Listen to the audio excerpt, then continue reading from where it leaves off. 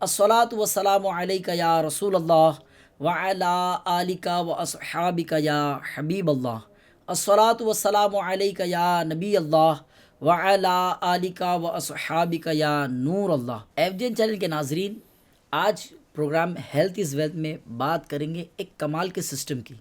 जी हाँ, अगर आपको ये पता चले कि हमारा जो इंसानी जिस्म है, ये ह्यूमन बॉडी बीमार पड़ती हैं और बग़ैर दवाइयों के ऑटोमेटिकली ठीक हो जाती है। जी हाँ, ये सुनने में जितना अजीब है, इसका मैकेनिज़्म, इसका तरीका उतना ही ज़्यादा अजीब है। चूँकि हमारे इस प्रोग्राम के थ्रू हम वो बातें आप तक पहुँचाते हैं जो आपकी हेल्थ को वेल्थ करने के लिए बहुत इंपॉर्टेंट है। और इन तमाम बातों को करने के लिए हमारे साथ प्रोग्राम में कोई ना कोई मेहमान ज़रूर होते हैं। तो आज अल्हम्दुलिल्लाह रब्बिल आलमीन मेरे साथ मौजूद हैं हमारे प्यारे प्यारे मेहमान डॉक्टर कासिम अली नागौरी। माशाल्लाह, कैसे डॉक्टर साहब, खैरियत से हैं आप? अल्हम्दुलिल्लाह अल्हम्दुलिल्लाह। प्रोग्राम में हम आपको मरहबा और वेलकम कहते हैं। जी, बहुत शुक्रिया। माशाल्लाह, आप प्रोग्राम में आए, बड़ी खुशी हुई। डॉक्टर साहब, चूँकि इम्यून सिस्टम पे बात करना है, बॉडी के डिफेंस सिस्टम पे बात करना है, तो पहुँचते आप तक कि क्या होता है इम्यून सिस्टम और ये किस तरह से बॉडी में काम करता है। बिस्मिल्लाहिर्रहमानिर्रहीम। अरे भाई, बहुत बहुत शुक्रिया। जी, हम लोग बिल्कुल इम्यून सिस्टम के ऊपर बात करेंगे। इम्यून सिस्टम आप समझिए कि एक डिफेंस सिस्टम, एक सिक्योरिटी सिस्टम होता है बॉडी का। माशाल्लाह। कोई भी इन्फेक्शन, वायरस या फंगस बॉडी के अंदर आता है तो बॉडी उसको डिस्ट्रॉय करती है। तो ये अपने आप होता है, इसलिए इसको इम्यून सिस्टम कहते हैं कि इम्यूनिटी ये प्रोवाइड करता है। दूसरा है कि हर एक चीज़ का एक इम्यून सिस्टम होता है। जैसे हमारी कंट्री का है, उसका भी एक डिफेंस सिस्टम है। जी। जैसे बॉर्डर्स वगैरह हैं, वहाँ पे सोल्जर्स हैं, आर्मी है, पुलिस है, तो वो प्रोटेक्ट करती है देश को। ऐसे ही हमारे घर में भी एक सिक्योरिटी सिस्टम होता है। जैसे गेट होते हैं, लॉक्स होते हैं, सीसीटीवी कैमरास होते हैं। तो ऐसे ही बॉडी के अंदर हमारा भी इम्यून सिस्टम है। जैसे कि हमारी स्किन है जो हमें बाहर से प्रोटेक्ट करती है। अगर हम लोग मुंह के थ्रू कुछ चीज़ खाना खाते हैं तो सलाइवा है तो बैक्टीरिया को वहाँ पे डिस्ट्रॉय करती है। माशाल्लाह, यानी पूरा एक इम्यून सिस्टम इस तरह से जो है अल्लाह की रहमत से काम कर रहा होता है। अभी आपने माशाल्लाह एग्जांपल बड़ा सोना दिया, बड़ा अच्छा एग्जांपल दिया कि सिक्योरिटी और इस तरह के सिस्टम की तो हमें हाजत होती है। तो ज़ाहिर है हर जो सिस्टम बनता है उस सिस्टम का अपना नाम होता है। जैसे आर्मी का अपना एक काम है, पुलिस वालों का अपना एक काम है, तो वहाँ वो तमाम चीज़ों की अपनी डिस्टिंग्विश होती है। तो क्या हमारे इम्यून सिस्टम के भी कोई टाइप्स है, कोई डिस्टिंग्विश है? जी आरिफ भाई, इम्यून सिस्टम बेसिकली दो पार्ट में डिवाइड किया जाता है। अच्छा। एक होता है इनेट इम्यून सिस्टम, एक होता है adaptive immune system. इनेट immune system और अडेप्टिव इम्यून सिस्टम, माशाल्लाह, क्या होते हैं ये दोनों? हाँ, इनेट इम्यून सिस्टम जो होता है वो फर्स्ट लाइन डिफेंस, कि भाई सबसे पहले अगर कोई बैक्टीरिया वायरस आया तो ये सबसे पहले एक्टिवेट होगा। और एडेप्टिव होता है वो स्लो रिएक्ट करता है, वो सोचता है, समझता है कि कौन सा बैक्टीरिया है, इसको स्टडी करता है, उसके खिलाफ एंटीबॉडीज़ बनाता है। एंटीबॉडीज़ इसलिए बनाता है कि ये वायरस अगर फिर से हमारी बॉडी में आया तो हम लोग उसको कैसे उसको डिस्ट्रॉय कर सकते हैं। तो ये दोनों का मोटा मोटा। अगर आप इन्नेट के कुछ एग्जांपल्स नाजरीन को दे, उनको समझ में आए कि क्या होता है इन्नेट इम्यून सिस्टम। जी, इन्नेट इम्यून सिस्टम आप समझिए कि जैसे बॉडी की स्किन है तो ये भी एक कुदरती एक हमें प्रोटेक्ट करती है वायरस वगैरह को अंदर आने से। ऐसे ही हमारा मुंह के अंदर सलाइवा होता है कि अगर कुछ खाने के थ्रू अगर कोई बैक्टीरिया अंदर जाए तो सलाइवा उसको वहीं पे डिस्ट्रॉय करता है। वो ऐसे बच के अगर पेट में भी चला जाए तो पेट में HCl एक एसिड होता है गैस्ट्रिक जूस के अंदर, वो आता है तो वो बैक्टीरिया को डिस्ट्रॉय कर देता है। हमारी आंखों के अंदर जो टीयर होता है, आंसू होते हैं, उसमें लाइजोजाइम होता है कि हम जब भी बात कर रहे हैं सुभान अल्लाह, तो हज़ारों बैक्टीरिया हमारे आंखों पे आके बैठ रहे हैं, मगर कुदरत का निज़ाम ऐसा है कि हम बात करते हैं तो वो पलक अपने आप झपकती है तो एक पानी की एक लेयर आती है तो उसमें लाइजोजाइम आता है, वो सारे हज़ारों बैक्टीरिया को किल कर देती है। तो ये सारे एग्जाम्पल इनेट के हैं। ईयर वैक्स है, नोज के जो हेयर्स हैं, कान का जो आपने बताया ईयर वैक्स का, तो ये तो हमने बहुत सुना है कि वो कोई कान के जरिए से कोई गंदगी अंदर जाती है, कोई बैक्टीरिया वगैरह अंदर जाता है तो कान के अंदर वो चिपक जाता है, वो अंदर वो ईयर ड्रम तक, कान के पर्दे तक जा नहीं पाता। जी बिल्कुल, माशाल्लाह। तो वो भी एक इनेट का ही एग्जाम्पल है। वाह सुभान अल्लाह, यानी अल्लाह पाक की कुदरत किसी कमाल की है। नाजरीन, आपने भी सुना कि माशाअल्लाह करीम पहले से ही सिक्योरिटी इतनी मजबूत है कि कोई बैक्टीरिया, कोई फंगस, कोई इस तरह का जो है वो जरासीम जो है वो हमारे जिस्म में जा ना पाए। माशाअल्लाह करीम। मज़ीद बढ़ते हैं अडेप्टिव इम्यून सिस्टम की तरफ। जी, अडेप्टिव इम्यून सिस्टम होता है कि अगर किसी थ्रू इनेट से बैक्टीरिया डिस्ट्रॉय नहीं हो पाया तो यहाँ पे हमारा एडेप्टिव इम्यून सिस्टम एक्टिवेट हो जाता है अल्हम्दुलिल्लाह। तो वो वहाँ पे माइक्रोफेज सेल्स वगैरह हैं, टी हेल्पर सेल्स हैं, बीटा सेल्स हैं, ये सब उसको डिस्ट्रॉय करती हैं एंटीबॉडीज़ बनाने के बाद में। तो इसको हम लोग और भी आगे इंशाल्लाह डिटेल में डिस्कस करेंगे। बिल्कुल डिटेल में डिस्कस करना है। ज़ाहिर है कोई ना कोई सिस्टम कहीं ना कहीं रन होता है। मैंने ये सुना है कि इम्यून सिस्टम जो है ये ब्लड्स के थ्रू रन होता है, तो क्या ब्लड में इतनी गुंजाइश होती है? मैं चाहूँगा कि हम नाजरीन को पहले ब्लड के कुछ कंपोनेंट्स के बारे में बताएं कि ह्यूमन ब्लड में जो कंपोनेंट है वो कंपोनेंट किस तरह से होती हैं और क्या क्या इनके काम होते हैं, और इनमें इम्यून सिस्टम कहाँ काम कर रहा होता है? जी, ब्लड के मेनली 4 कंपोनेंट होते हैं। पहला होता है प्लाज्मा, दूसरा है प्लेटलेट, तीसरा है आरबीसी, चौथा है डब्ल्यूबीसी। ये आरबीसी या डब्ल्यूबीसी क्या है? हाँ, ये जैसे आप समझिए कि जो आरबीसी है वो रेड ब्लड सेल्स कहते हैं उसे। तो रेड ब्लड सेल्स का काम ही ये होता है कि बॉडी के हर सेल्स के अंदर, हर ऑर्गन के अंदर ऑक्सीजन को पहुंचाना। ओके। फिर सेकंड है हमारा प्लाज्मा। ये प्लाज्मा जो बॉडी के अंदर है वो ट्रैवलिंग का काम करता है, जैसे आरबीसी या डब्ल्यूबीसी को इनको ट्रैवल या ट्रांसपोर्ट के लिए पूरे बॉडी में ब्लड सर्कुलेट होना है तो इनकी मदद जो है वो इनकी मदद बहुत ज़रूरी है। प्लेटलेट ये है कि कहीं बॉडी के अंदर कट लगा तो सबसे पहले प्लेटलेट आके उस जख्म को भरने के लिए कोशिश करते हैं ताकि ब्लड बाहर और नहीं जा पाए। डॉक्टर साहब, पिछले दिनों चूँकि दावा इस्लामी का वेलफेयर विंग का जो है वो एक हिस्सा हूँ मैं, तो मैं ब्लड डोनेशन कैंप का सिलसिला तो किसी ने हमको आके रिक्वेस्ट की कि भाई प्लेटलेट्स डोनेशन पे भी हमें काम करना चाहिए। जी बिल्कुल। और प्लेटलेट्स डोनेट करने का भी सिलसिला होता है क्योंकि बहुत इंपॉर्टेंट होते हैं। कहीं भी ब्लड यानी कट लगा तो वहाँ पे ब्लड क्लॉटिंग के लिए, खून को जमाने के लिए काम करते हैं। जी बिल्कुल। अगर किसी में प्लेटलेट की कमी हो जाता है, डेंगू वगैरह की बीमारी के अंदर ऐसा होता है, तो वो बहुत मुश्किल हो जाता है कि अगर प्लेटलेट हमारी बॉडी के अंदर नहीं रहेंगे तो वो इंसान सर्वाइव नहीं कर पाएगा। अल्लाह। तो यहाँ पे हम लोग को जब उमूमन बोलते हैं कि प्लेटलेट की कमी हो गई है तो इसलिए प्लेटलेट फिर डोनेट भी करना पड़ता है। ऐसे ही फिर है डब्ल्यूबीसी, ये वाइट ब्लड सेल्स होते हैं। डब्ल्यूबीसी वाइट ब्लड सेल्स, सफ़ेद खून। हाँ, सफ़ेद खून, आप समझ लिया। हम बचपन से हमने जो सुना है कि वो वाली साहब या अम्मी कहती थी कि जिसमें सफ़ेद खून होता है, सफ़ेद खून बीमारी से लड़ता है, कि ये वाला तो सफ़ेद खून नहीं है। मतलब वो बोलते हैं उमूमन, बट ठीक है, हम इसको कह सकते हैं सफ़ेद खून। जी। तो डब्ल्यूबीसी एक आर्मी सिस्टम होता है। आप ये समझिए शरीर का वो प्रोटेक्शन सिस्टम है, आर्मी सिस्टम है। अभी इसके अंदर भी बहुत सारे स्टेजेस होते हैं, यानी इम्यून सिस्टम यहीं से रन होता है। इम्यून सिस्टम डब्ल्यूबीसी को मेनली माना जाएगा आपके, इसके थ्रू ही आगे चीज़ें बढ़ती है। तो डब्ल्यूबीसी के भी अलग अलग उसमें सेल्स होते हैं। तो उसके अंदर हम लोग न्यूट्रोफिल सेल्स हैं, इयोसिनोफिल है, बेजोफिल सेल्स हैं, मोनोसाइट्स हैं, तो ये लिम्फोसाइट्स हैं। तो ये उसके कंपोनेंट्स हैं। इन सब का अलग अलग अपना काम रहता है। WBCs के अंदर ही पूरी एक अपनी दुनिया है, उनके सब पार्ट जो है अलग अलग बने हुए हैं और सभी जो है वो इम्यून सिस्टम पे अलग अलग अपना हिस्सा मिला रहे हैं। जी बिल्कुल। सुभान अल्लाह। एकदम आसान भाषा में समझेंगे तो एक सिक्योरिटी बड़ा सिस्टम है। तो वहाँ पे सब है कि भाई पुलिस है, आर्मी है, हेडक्वार्टर्स हैं, तो वो सारी चीज़ें उसका भी है, CSF भी है, मतलब पूरा वो माशाल्लाह अलग सबका अलग अलग काम रहता है कि कब किसको एक्टिवेट होना है। अभी कोई भी चीज़ आई तो ऐसा नहीं कि सारे के सारे एक्टिवेट हो जाते, सबका एक काम है। अगर ये दुश्मन आए या फिर इतनी बड़ी प्रॉब्लम आई तो ये एक्टिवेट होंगे, बड़ा प्रॉब्लम आए तो ये एक्टिवेट होंगे। सेम चीज़ डब्ल्यूबीसी के अंदर भी ऐसा ही होता है कि कोई भी बैक्टीरिया वगैरह आए तो वो अपने काम के हिसाब से वो चीज़ एक्टिवेट होती है। जी माशाल्लाह अल करीम। अगर थोड़ा सा इसको और ब्रीफ किया जाए कि WBCs बेसिकली कैसे एग्जिस्ट करता है और ये क्या थोड़ा वर्किंग करते हैं, अगर इस पर थोड़ा आप कलाम फरमाएं तो। जी हाँ, इसको मैकेनिज़्म कह सकते हैं कि भाई कैसे इम्यून सिस्टम कैसे काम करता है। ठीक है, आप पहले समझिए कि बॉडी के अंदर इन्फेक्शन आया तो बॉडी ने उसको जो आउटर लेयर है उसको प्रोटेक्ट करेंगे। फिर वहाँ पे न्यूट्रोफिल सेल्स आके एक्टिवेट होंगी, फिर मैक्रोफेज सेल्स आएंगी, फिर ये इन्फॉर्मेशन पहुँचाती है लिम्फोसाइट्स को, फिर वहाँ पे वो एंटीबॉडीज़ बनना चालू होते हैं। अब ये सुनने में आपको बहुत कॉम्प्लेक्स लग रहा है, तो आप इसको एक छोटा सा एग्जांपल से, आप स्टोरी से समझिए जी कि एक महल है या एक किंगडम है, तो वो हमारी बॉडी है, उसकी बड़ी बड़ी दीवारें हैं, वो हमारा स्किन है कि भाई कोई भी अंदर अगर कोई बैक्टीरिया वगैरह आता है तो बॉडी उसको रोकती है बाहर से। और यहाँ पे गेट्स बने हुए हैं, स्टिकी गेट्स। आप समझिए कि मुंह के अंदर सलाइवा है, नोज़ है, पेट के अंदर SCL है, तो बॉडी उसको वहीं पे डिस्ट्रॉय करने की कोशिश करती है। ये वो दरवाजे हैं कि पहले तो इसको पार करना पड़ेगा, इसको पार करना पड़ेगा, फिर बॉडी के अंदर जाएंगे। अमूमन ये है कि ये आपको जो है वो आने के लिए मना कर देंगे। जी बिल्कुल। जो इररिलेवेंट चीज़ें हैं जिनका हमारे बॉडी में नुकसान पहुंचाने के अलावा और कोई काम नहीं है, जी, तो ये तो यही मना हो जाएंगे। जी। और फिर भी बच जाते हैं, तो फिर जो है वो जैसे आपने अडेप्टिव इम्यून सिस्टम के बारे में बताया, तो वो फिर वर्किंग करेगा। जी, अभी जैसे भी अगर ये अंदर आ गया बॉडी के अंदर, तो न्यूट्रोफिल सेल्स एक्टिवेट हो जाते हैं कि भाई नॉर्मल पुलिस है वो एक्टिवेट हो जाती है, उनको रोकने की कोशिश करती है। मगर ये ऐसा नहीं कि जर्म्स हमको क्या लगता है जैसे एक जर्म्स आए, ऐसा नहीं है, वो लाखों की तादाद में होते हैं।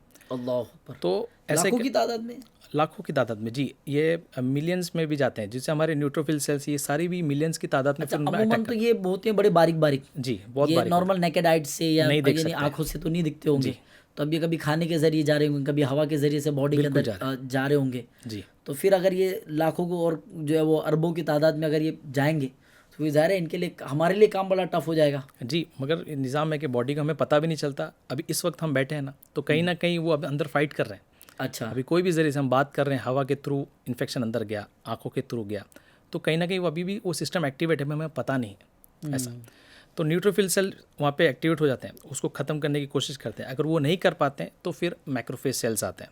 ठीक है, आप यूँ समझिए कि भाई कोई बड़े ऑफिसर आते हैं उसको रोकने के लिए।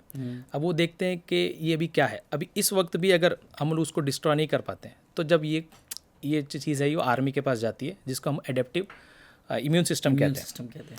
तो यूँ समझिए कि मैक्रोफेज सेल्स हैं, वो इनका फ़ोटो वगैरह आर्मी को भेज देती है ना, एडेप्टिव सेल्स के अंदर। अब एडेप्टिव सेल्स कैसे उसको डिस्ट्रॉय करना है, उसके हिसाब से वेपन्स क्रिएट करती हैं। वो वेपन क्रिएट करने को ही हम एंटीबॉडीज़ कहते हैं। तो यहाँ पे टी हेल्पर सेल्स होती हैं और बीटा सेल्स होती हैं। टी हेल्पर सेल्स उसको देखती हैं, बीटा सेल्स जो है, बी सेल्स जो हैं, वो एंटीबॉडीज़ बनाती है और फिर जाके वो इस एनिमी को डिस्ट्रॉय करती हैं। तो ये जो पूरा जो टाइम चल रहा है, तो ये बॉडी के अंदर, इसमें अगर आप एग्जांपल से ऐसे लेंगे कि बॉडी के अंदर कोई बीमारी आई, अभी हमें वो फीवर बढ़ता है, बॉडी का टेम्परेचर बढ़ जाता है, तो उसको डिस्ट्रॉय करने की कोशिश करती है बॉडी, कुदरती उसको न्यूट्रलाइज करने की कोशिश करती है। फीवर है, बुखार है, तो ये तो टेंशन वाली बात हो गई। आप बता रहे कि अच्छी बात है ये। जी बिल्कुल, ये एक साइन है हमें कि अभी बॉडी के अंदर कुछ ना कुछ इन्फेक्शन आया और बॉडी उसको अपने आप ठीक करने की कोशिश करती है। सुभान अल्लाह। कोई भी हमें टाइफाइड वगैरह कुछ भी होता है तो उसमें हमें पहले हमको बुखार आती है, तो एक साइन है कि हमें कुछ ना कुछ इन्फेक्शन आया है। अभी आप यूँ समझिए, अगर हम लोग उस इन्फेक्शन को या बुखार को ट्रीट नहीं करेंगे ना, तो बॉडी अपने आप उसको ठीक कर देगी, मगर वो 15-20 दिन लेगी। मगर अभी इतने दिन बीमार रहना दुरुस्त नहीं है, तो फिर हम लोग हेल्प लेते हैं जी मेडिसिन की, एंटीबायोटिक्स वगैरह जो जी इम्यून सिस्टम को स्ट्रॉन्ग करने के लिए वैसे, और एंटीबायोटिक्स वगैरह लेते हैं, तो वो उसमें हेल्प करती है। अगर हम वो नहीं लेंगे तो भी बॉडी उसको ठीक कर देगी। अब आप यूँ समझिए कि हम तो पढ़े लिखे हैं, अशरफुल मखलूक़ात हैं, तो हमने मेडिसिन बना ली है। अभी जंगल में जानवर हैं, उनको भी इन्फेक्शन आता है, वायरस वगैरह आते हैं, वो अपने आप ठीक हो जाते हैं, उनको कोई एंटीबायोटिक्स देने नहीं जाता वहाँ पे। तो यहाँ पे वो इम्यून सिस्टम काम करता है। अभी हम लोग उसको थोड़ा जल्दी ठीक कर देते हैं मेडिसिन के थ्रू। लेकिन मैं यहाँ पर आपकी ऐसे गुफ्तगू बड़ी सोहनी कर रहे हैं आप, बड़ी प्यारी कर रहे हैं आप, और वाकई यानी हौसला दिलाने वाली गुफ्तगू कर रहे हैं। लेकिन मैं रिक्वेस्ट ये करूँगा कि नाजरीन को भी रिक्वेस्ट करूँगा ये कि कभी इस तरह की कैफियत बने, कुछ इस तरह का मामला हो, माशाल्लाह डॉक्टर साहब तो बिल्कुल बहुत अच्छी तवज्जो दिला रहे हैं और ये अल्लाह पाक की कुदरत में एक तरह से कलाम कर रहे हैं। लेकिन मैं आपको रिक्वेस्ट ये करना चाह रहा हूँ बार बार कि कभी भी इस तरह का मामला हो तो आप अपने मुताल्लिका डॉक्टर जो हैं इनसे कंसर्न ज़रूर करें, समझ लें। वैसे अल्हम्दुलिल्लाह रब्बिल आलमीन इम्यून सिस्टम है बड़ा कमाल का, लेकिन सुना है ये इम्यून सिस्टम वीक भी हो जाता है। जी, अभी वीक के बहुत सारे कारण होते हैं। चले यूँ तो यानी हो सकता है और चीज़ इस तरफ भी जा सकती है, लेकिन समझने के लिए ये काफ़ी है। मैं चाह रहा था कि इम्यून सिस्टम को थोड़ा सा और मज़ीद हम इसके मैकेनिज़्म को आवाम में थोड़ा सा और ब्रीफ करते हैं कि अभी हमने सुना कि भाई सफ़ेद खून होता है और इस सफ़ेद खून जो हमको बीमारियों से लड़ता है, हमें सेहत याब कर देता है। तो ये इम्यून सिस्टम का ड्यूरेशन कितना होता है, ये कैसे काम करता है, अगर थोड़ा सा इस पर ब्रीफिंग हो जाए। क्या ये फ़ौरन ठीक कर देता है या कोई टाइम टेकिंग होता है, ये कब तक यानी ये पूरा अमल कर सकता है? जी, अभी आपको मैंने एडेप्टिव का एग्जांपल अभी दिया कि बॉडी के अंदर इन्फेक्शन आया तो एंटीबॉडीज़ बनना चालू हो जाती है। तो ये जो पूरा माजरा है, ये कहीं ना कहीं सिक्योरिटी सिस्टम के अंदर कोई देख रहा होता है, तो इसे मेमोरी सेल्स कहते हैं। ये मेमोरी सेल्स देख लेती हैं कि ये वायरस पहले आ चुका है, तो उसके खिलाफ वो एंटीबॉडीज़ पहले बना के रख लेते हैं। तो अगले बार अगर वो इन्फेक्शन आया तो उसको इतने सारी चीज़ों से गुजरने की ज़रूरत नहीं है कि न्यूट्रोफिल सेल्स हैं, माइक्रोफेज सेल्स हैं, ये तुरंत एंटीबॉडीज़ भेज के उसको वहीं पे डिस्ट्रॉय कर देती है। तो इसका एग्जांपल आपने देखा कि चिकन पॉक्स जो लाइफ में एक बार ही आता है, बच्चों को अगर बॉडी के अंदर चिकन पॉक्स आया है तो वो फर्स्ट टाइम बॉडी उसको एंटीबॉडीज़ नहीं बना पाती, तो उसको एक बार बॉडी के अंदर जो भी उसको जो हमें सिम्टम्स दिखते हैं वो दिखते हैं, फिर नेक्स्ट टाइम लाइफ में वो कभी भी नहीं आता। तो ये एक सा एग्जांपल है कि ये मेमोरीज बना लेती है बॉडी इसको। तो इसका एक मैकेनिज्म है कि एंटीबॉडीज़ बना के रखती है। ऐसे बहुत सारी डिजीज़ के वो एंटीबॉडीज़ हमारे बॉडी के अंदर पहले से ही रहती हैं, तो कोई भी बीमारी आते ही फिर हमें अटैक नहीं करती नेक्स्ट टाइम। यानी माशाल्लाह ये कितनी कमाल की बात है, और अल्लाह पाक ने कैसा कमाल का हमें जिस्म अता किया है, कमाल का निज़ाम अता किया है। डॉक्टर साहब मुझे बहुत इंटरेस्टिंग बात ये लगी, इतना सारा निज़ाम है, ब्लड के आपने 4 हिस्से बताएं, तो सबको 25% डिवाइड किया होगा, या सबसे ज़्यादा हिस्सा मुझे लगता है WBCs का होगा, क्योंकि इतना बड़ा निज़ाम लेके काम करना है, पूरे बॉडी को हेल्दी रखना है, तो कितना किस किस का परसेंटेज होता है ब्लड कंपोनेंट में, अगर आप थोड़ा सा इसको ब्रीफ करें। जी आरिफ भाई, आपको सुनने में थोड़ा वो इंटरेस्टिंग ये लगेगा ये कि WBC 1% ही होते हैं अल्लाह अकबर। हाँ, बाकियों का क्या रोल होता है फिर? 55% प्लाज्मा रहता है, 55% प्लाज्मा और 44% आरबीसी रहता है, और ओके 1% के अंदर डब्ल्यूबीसी और प्लेटलेट्स होते हैं। मगर ये 1% है, फिर भी ये सबसे स्ट्रांग होता है। अल्लाह अकबर। मैं सोच रहा हूँ डॉक्टर साहब कि 1% है जी, और अल्लाह पाक ने किसी ताकत अता की है कि पूरे जिस्म को मुझे गुफ्तगू के दरमियान ऐसा लग रहा था कि अगर ये WBCs का इतना बड़ा निज़ाम है जी, और इतना अच्छा ये लोग कवर अप वगैरह कर रहे हैं, तो मुझे ऐसा लगता है ये होंगे, मतलब ये 25% तो मिनिमम होंगे, यानी 25% डिवाइड क्या होगा तो 25% होंगे, तभी इतना सारा निज़ाम चल रहे होंगे। आप बता रहे कि 1% के अंदर जो है वो प्लेटलेट्स भी है जी, और ये जो है वो WBCs भी है, जी, तो ये कैसे काम कर रहा है? ये वाकई अपने आप में जो है वो क्वेश्चन मार्क है मेडिकल साइंस के लिए भी। मेडिकल साइंस के लिए। खैर नाज़रीन, ये तो एक कमाल की बात है कि अल्लाह पाक की रहमत है कि अल्लाह पाक जो है वो जो कहते हैं ना कि हर बीमारी की शिफा अता फरमाता है। तो अल्लाह पाक चाहे तो पानी में शिफा हो जाए, अल्लाह पाक चाहे तो हवा में शिफा हो जाए। डॉक्टर साहब थोड़ा सा इस तरफ बढ़ते हैं कि कुछ इंटरेस्टिंग फैक्ट्स भी हम थोड़ा सा ये जो है वो WBCs के बारे में समझते हैं कि माशाल्लाह उनके वाइट ब्लड सेल्स, जिस बचपन से सुनते हैं और ये सफ़ेद खून होता है, लड़ता है, फिर ये भी सुना है कि वाइट ब्लड सेल्स की जो है माशाल्लाह उल करीम अच्छी तैयारियां भी होती हैं, ये तैयार भी होते हैं। तो ये वाइट ब्लड सेल्स बॉडी में कहाँ जो है वो तैयार हो रहे होते हैं और किस तरह से इनका रिएक्शन होता है? क्या ये रिलीज़ होते हैं या ये बीमारी को वहीं जाके ख़त्म करते जहाँ ये तैयार होते हो? कैसे ये काम करता है? अगर आखिर में इसको थोड़ा सा ब्रीफ करें तो इंशाल्लाह प्रोग्राम को हम जो है वो समेटने में कामयाब हो जाएंगे। जी आरिफ भाई, आपने ये सुना होगा कि बॉडी के अंदर पूरा एक नर्व सिस्टम होता है, पूरी बॉडी के अंदर नर्व है। मैं जब हाथ भी हिला रहा हूँ तो एक कनेक्शन है दिमाग से कि मैं अपना हाथ को हिला रहा हूँ ऐसे करके। जी नर्व तो ऐसे ही ब्लड सर्कुलेशन में भी होता है, सारे नर्व्स और आर्टरीज वगैरह होती हैं। तो सेम इम्यून सिस्टम के अंदर लिम्फ नोड्स होते हैं। ओके हर बॉडी पार्ट के अंदर कहीं ना कहीं हर जगह पे लिम्फ नोड्स होते हैं। ओके ठीक है, तो क्या कर रही होती है लिम्फ नोड्स? ये लिम्फ नोड बस ये सिक्योरिटी सिस्टम है कि इसी के अंदर ये बाकी जो मैं आपको बी सेल्स और ये सब बता रहा हूँ आपको, ये वहीं पे बनती है। जैसे अपने ये बोन मैरो होती है, बोन मैरो के अंदर भी ये एंटीबॉडीज़, ये जो बीटा सेल्स हैं ये सब वहाँ पे स्टोर रहती है, यही एंटीबॉडीज़ बनाती हैं। तो ये लिम्फ नोड का एक नेटवर्क है पूरे बॉडी के अंदर जो हमें बीमारी से बचाता है। माशाल्लाह, यानी अल्लाह का कैसा एहसान है। जी, मज़ीद में ये सोच रहा था कि मैंने सुना तो ये भी है कि घुटने के अंदर ही जो है वो बोन मैरो तैयार होता है, इसके अलावा बॉडी में कहीं और तैयार नहीं हो रहा होता। नहीं तो जी, बोन के अंदर बोन मैरो तैयार होता है। अच्छा, हाँ, तो एक ये है भी है कि आपने रूमेटॉइड आर्थराइटिस करके आपने बीमारी सुनी होगी, तो ये भी इम्यूनिटी से ही आता है कि एक ऑटो इम्यून करके एक डिजीज़ होती है कि भाई खुद का जो डिफेंस सिस्टम है, ये WBC है, कभी कुछ वजह से खुद की बॉडी पे अटैक करने चालू कर देते हैं। अल्लाह अकबर। तो ये जो जॉइंट्स पेन वगैरह जो बुजुर्गों में होते हैं। जी पिछले दिनों हमने जो है वो डॉक्टर तनवीर साहब के साथ जॉइंट्स पेन पर इस पर काफ़ी कलाम किया। जी, अभी आपने वो डिसीज़ का नाम लिया तो मुझे अचानक से वो याद आया। हाँ जी, तो ये आर्थराइटिस बीमारी रहती है तो वो बॉडी जॉइंट्स के खिलाफ ही एंटीबॉडीज़ बनाना चालू कर देती है। तो ये बहुत इसका कोई रीज़न फिक्स नहीं है कि क्या वजह से ये हो रहा है। फिर उसको लाइफ टाइम उसको मेडिसिन से उसको हम लोग सप्रेस करते हैं, इम्यूनोसप्रेसिव वगैरह ये दवाइयों से उसको हम लोग ठीक करते रहते हैं। बड़ा कमाल का ये जो है फैक्ट है, बड़ी कमाल की जो है वो कंसेप्ट है। चूँकि डॉक्टर साहब हमारे प्रोग्राम का टाइम बड़ा लिमिटेड होता है जी, और हमें जो है वो कम वक्त में बहुत ज़्यादा इन्फॉर्मेशन जो है वो नाज़रीन तक पहुँचानी होती है। आखिर में एक आखिरी क्वेश्चन आपसे ये मैं करूँगा कि आप हमारे FGN चैनल के नाज़रीन को क्या गाइड करेंगे इम्यून सिस्टम के बारे में? क्योंकि इस एपिसोड में तो हमने कुछ ना कुछ ब्रीफिंग कर ली है, नेक्स्ट एपिसोड में हमने थोड़ा सा जो है वो इम्यून सिस्टम की वीकनेस और बूस्टिंग पर बात करनी है।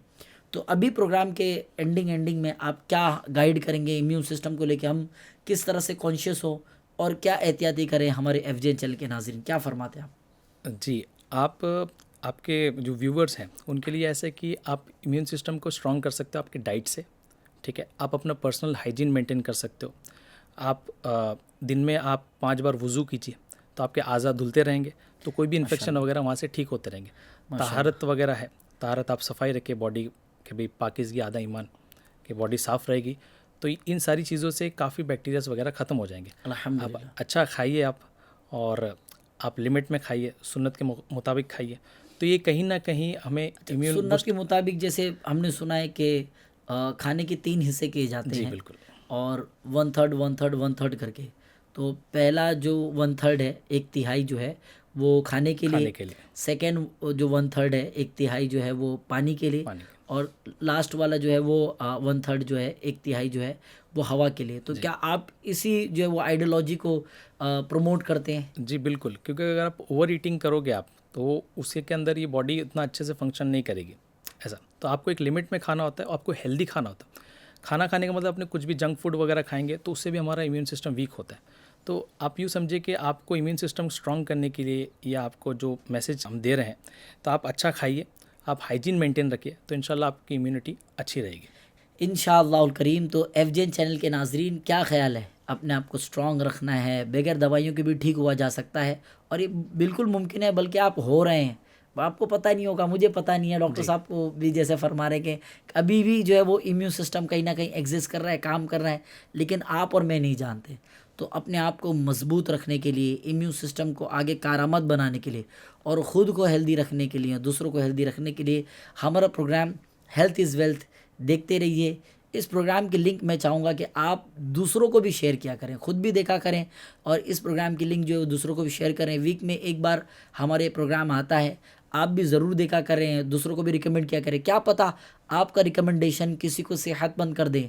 ये टिप्स मामूली टिप्स नहीं है भाईजान, ये टिप्स बहुत इंपॉर्टेंट टिप्स हैं।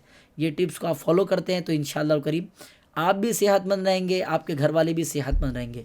तो ख़ुद को संवारने के लिए और हेल्दी रखने के लिए देखते रहिए FJN चैनल। इंशाअल्लाह करीम फिर हाजिर होंगे एक नए एपिसोड में, और बात इंशाअल्लाह करीम इम्यून सिस्टम से ही शुरू करेंगे, और इसको मजबूत करने पर इंशाअल्लाह करीम हम आपको तवज्जो दिलाएंगे। तो मिलते हैं अगले एपिसोड में इंशाअल्लाह करीम। सल्लु अलल हबीब सल्लल्लाहु ताला अला मुहम्मद सल्लल्लाहु ताला अलैहि वालिहि वसल्लम। जो है बीमार सेहत के तालिब, उन पे फरमा कर